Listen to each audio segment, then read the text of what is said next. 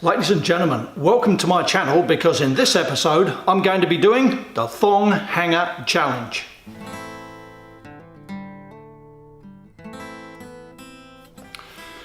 Okay ladies and gentlemen, so Tim at BigDog Forge has started the thong hanger challenge. A couple of guys have already done it and I was watching it on the YouTube the other day and I thought, what a great idea. I'm going to have a crack at that, but I'm going to put on it a little bit of an Australian twist. So come on, let's get crack-a-lacking.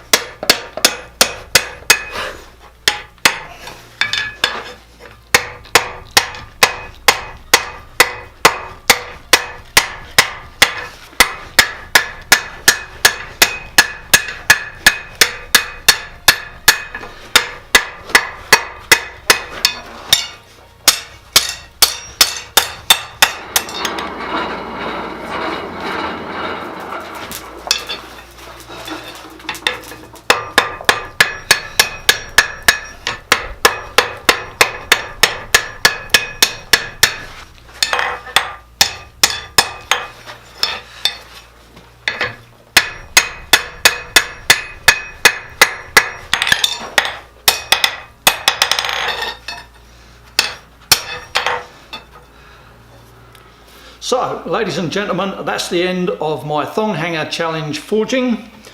I said I was going to put an Australian twist on this video at the start, and what I've made my thong hanging hook out of is a stylised shark hook that you would use if you were shark fishing. Well, I thought it was quite appropriate actually, because most of the population of Australia live near the coast. We've got a beachside culture, surfing, swimming. At least one Australian every year is killed in a shark attack, usually a lot more than that. So I thought this was an appropriate thing for the Australian version of the thong hanger challenge.